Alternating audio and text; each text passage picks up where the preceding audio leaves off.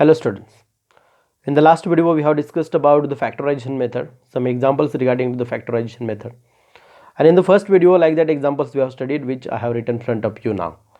Like that example means how to convert the given example or given word problem in the form of quadratic equation that we have discussed in the first video. Means now today we are going to combine both these patterns which we have studied before that. Both this pattern means first of all we will convert the given example in the form of quadratic equation, and by using the factorization method we are going to solve this equation, and we will try to find out what is asked in the example. Okay, after that also we are going to study some methods which are regarding to the factors we can say, or like factorization, which are regarding to the quadratic equation. Those are related to the factors of the quadratic equation, those are related to the, we can say, roots of the quadratic equation, those are related to the solution of the quadratic equation. In that first method we have studied factorization. It is not compulsory you have to use every time factorization.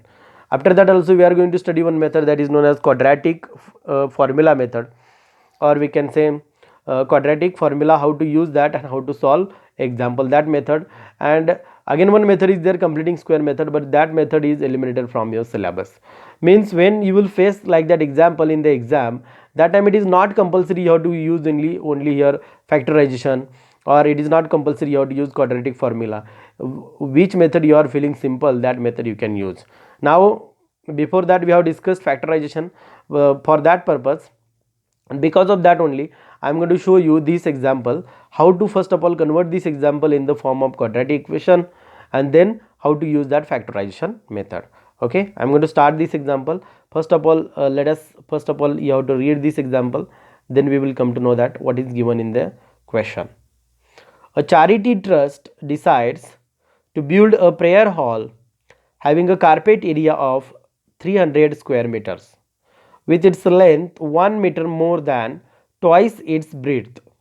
What should be the length and breadth of the hall? If you'll observe carefully, then you will come to know that here area of that respective prayer hall is given.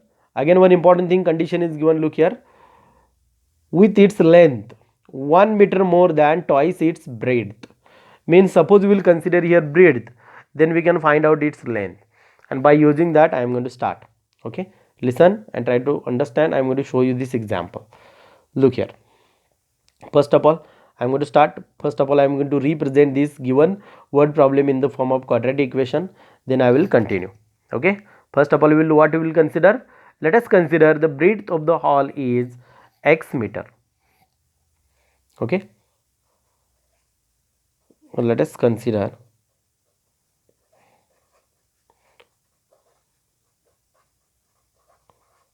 the breadth of a hall is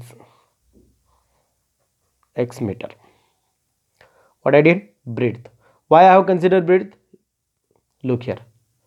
Okay, its length 1 meter more than twice its breadth. Means suppose we know breadth, then we can find out its length. That's why we have considered here breadth. And then after that what should be the length and breadth of the hall, and we have to find out the length and breadth of the hall. For that purpose here we have considered here breadth of a hall is x meter. Then the length is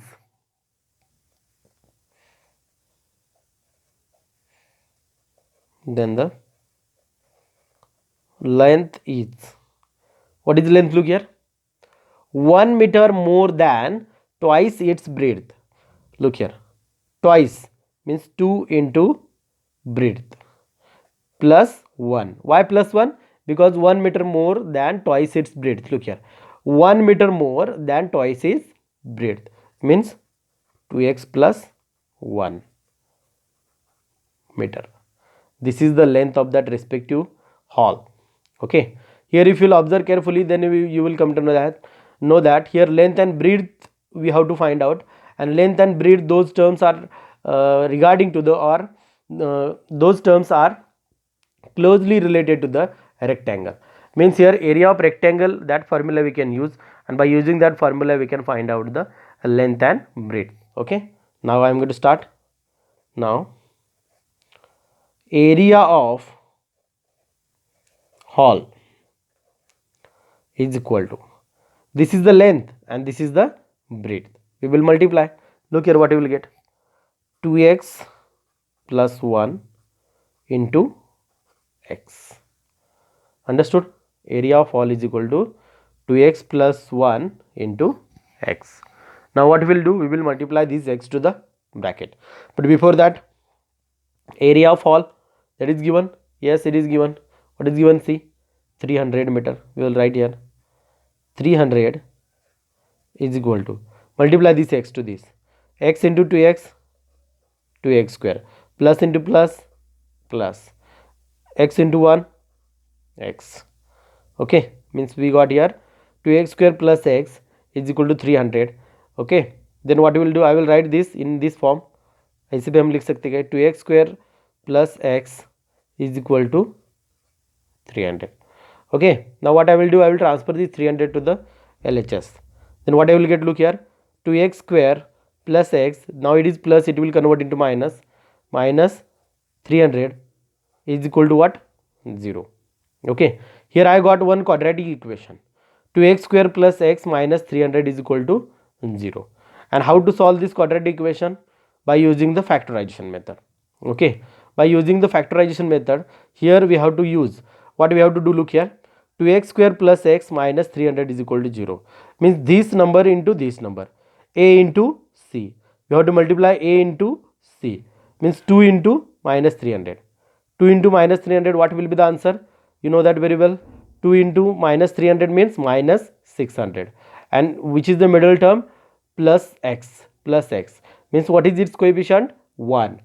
Means here we have to find out 2 into minus 300 means minus 600 multiplication and plus 1 is the addition. Okay. For your understanding purpose, here I will write. Generally we are writing this box over here. ऐसे हम इधर लिखते हैं, but अभी मैं इधर लिख के तुम्हें दिखा देता हूँ क्या करना है. हमें मल्टीप्लिकेशन कितना आना चाहिए, यू नो दैट. इधर भी लिखा तो चलता है, इधर कॉर्नर में लिखा तो भी चलता है, कुछ प्रॉब्लम नहीं है. ओके, क्योंकि बहुत सारे स्टूडेंट को यही प्रॉब्लम है, कैसे फैक्टर्स हम आपने निकालिए, ये प्रॉब्लम होता है. तो इसीलिए मैं अभी ये सॉल्व करके इधर दिखा रहा हूँ डीपली. देखो, इस नंबर को इससे मल्टीप्लाई करना है, प्लस इंटू माइनस, यानी कि नंबर क्या आएगा, minus 600. Okay, all right, here minus 600 कैसे आया, 2 into minus 300 minus 600 is equal to, और बीच में नंबर कौन सा है, ओनली x है, तो कोएफिशिएंट क्या है, 1. यानी कि मल्टीप्लिकेशन कितना आना चाहिए, माइनस 600 एंड एडिशन कितना आना चाहिए, प्लस 1. तो अभी दो फैक्टर्स हम निकालेंगे. तो फैक्टर्स किसके निकालने हैं, माइनस 600 के फैक्टर्स निकालने हैं. तो बहुत सारे स्टूडेंट को ये भी प्रॉब्लम है. क्या प्रॉब्लम है, तो फैक्टर्स कैसे निकालते हैं, आपको कैसे पता चला कि ये इसका और इसका मल्टीप्लिकेशन ये आता है और इन दोनों में से एडिशन 1 ही आएगा, ये कैसे पता चला, ये भी क्वेश्चन था. इसलिए मैं इधर फैक्टर्स दिखा रहा हूँ. ये जो सारी बातें मैं लिख रहा हूँ अभी, ये और ये इस कॉर्नर में ये दो नंबर्स मैंने फैक्टराइजेशन में तुम्हें दिखाया, इस कॉर्नर में हम लिखते हैं और डायरेक्ट हमें फैक्टर्स लिखने हैं. फैक्टर्स कैसे निकाले ये दिखाने की ज़रूरत नहीं, लेकिन अभी अंडरस्टैंडिंग के लिए मैं फैक्टर्स भी दिखा रहा हूँ. किसके फैक्टर्स निकालने हैं, इस नंबर के फैक्टर्स निकालने हैं. कैसे निकालने, देखो 600 minus sign, keep it as it is, no problem. Okay, अभी देखो, इसको स्मॉलेस्ट नंबर से पहले डिवाइड करो. 2 3s are 6, 2 1s are 2, remain 1, 2 5s are 10, 0. देखो, then 2 7s are 14, remain 1, 2 5s are 10. अभी 75 को 2 से डिवाइड नहीं हो सकता, लेकिन 5 से डिवाइड हो सकता है.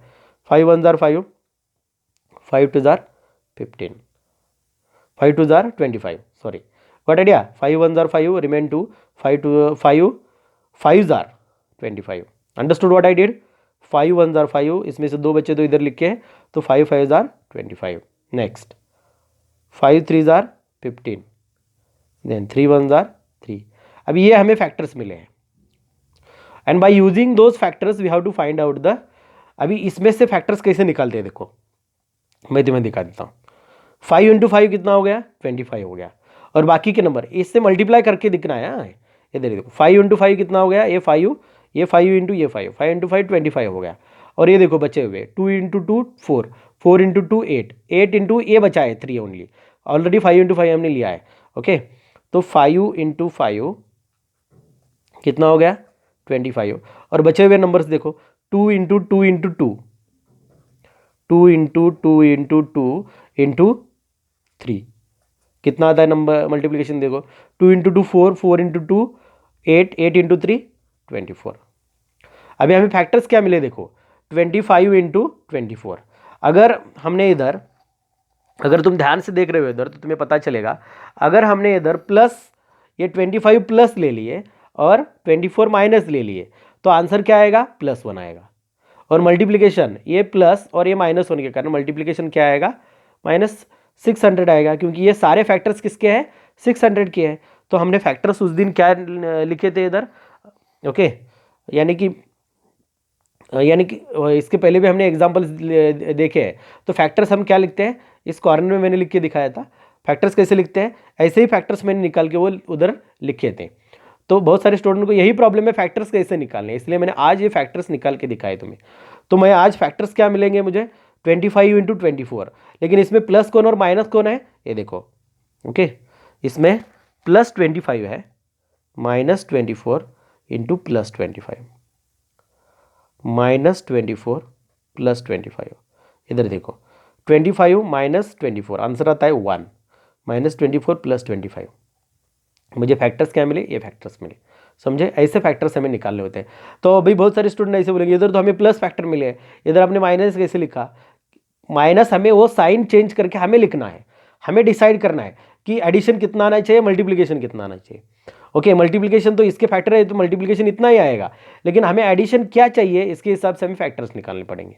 समझ में आ रहा है। इधर अभी एडिशन 1 है, 1 आना चाहिए एडिशन, इधर मैक्सिमम, इधर दूसरा भी एडिशन हो सकता है। तो 5 इंटू 5 लेने के बजाय हम दूसरे भी फैक्टर्स ले सकते हैं, 5 इंटू 5 25 इंटू 3 75, और ये बाकी के नंबर का मल्टीप्लिकेशन हो सकता है। नहीं तो 5 इंटू 2 ऐसे मल्टीप्लिकेशन करके भी हम डिफरेंट टाइप्स के फैक्टर्स इसके निकाल सकते हैं। 25 इंटू 24 ये कॉमन और ये फाइनल फैक्टर है, ऐसा भी नहीं है, हम दूसरे फैक्टर्स भी bye using those numbers find out कर सकते हैं। समझ में आ रहा है। तो मुझे फैक्टर्स क्या मिले देखो अभी -24 इंटू 25, -24 प्लस 25। ओके, तो अभी हम रेगुलर मेथड से सॉल्व करेंगे। कैसे सॉल्व करना है देखो, you know that very well. Split the middle term, split the middle term. Middle term क्या है अपना x, एज कैसे हमने स्प्लिट किया है -24x प्लस 25x। समझे, हमने कैसे स्प्लिट किया है -24x प्लस 25x।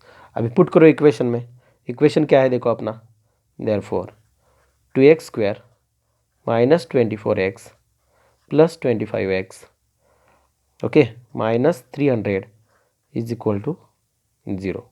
ये अपना इक्वेशन है।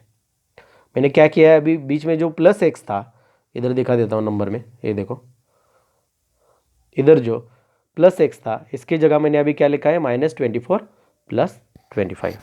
Got idea, understood. ओके, अभी देखो, अभी फैक्टर्स लिखते वक्त ऐसे क्यों लिखे, ये भी क्वेश्चन हो सकता है। ये 25 इधर और ये 24 उधर क्यों नहीं लिखे। इधर देखो फैक्टर्स लिखते वक्त थोड़ा सा हमें दिमाग लगाना होता है कि कॉमन मैक्सिमम हमें निकालना है। अगर मैंने इधर 25 लिखा तो उसमें से कॉमन लेस आएगा।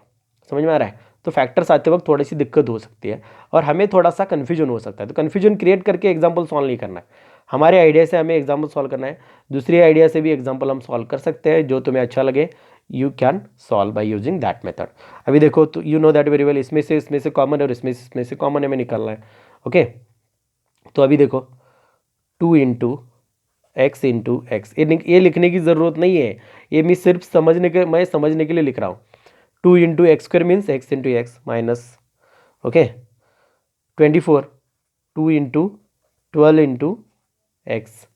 मैंने 2 इंटू 12 क्यों लिखा, क्योंकि 2 इधर भी है और इधर भी कॉमन में ले सकता हूँ, प्लस 25 इंटू एक्स, ये 25 into x minus 300 as it is लिखेंगे। उसके फैक्टर्स निकालने की ज़रूरत नहीं है। क्यों निकालने की ज़रूरत नहीं वो भी मैं अभी बता देता हूँ।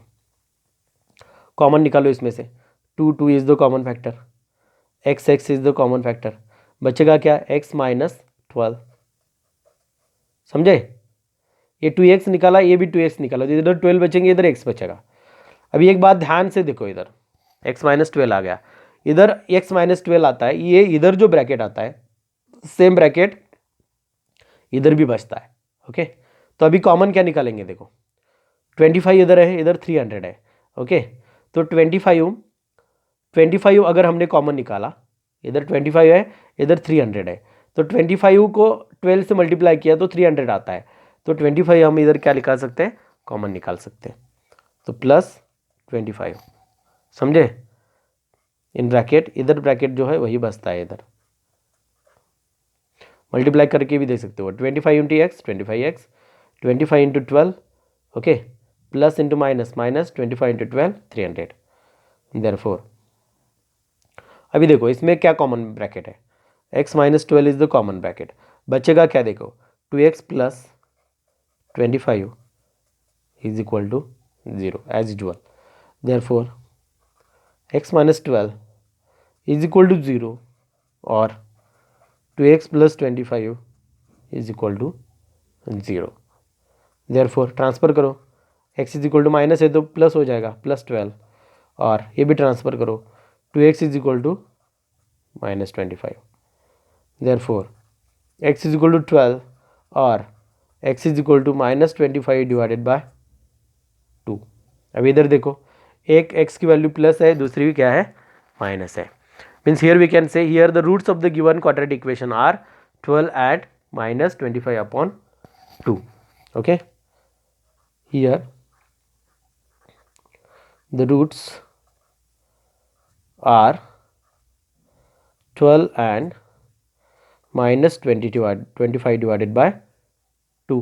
ओके, तो अभी देखो x क्या है, इधर थोड़ा सा पीछे आओ, x means what, let us consider the breadth of the hall x।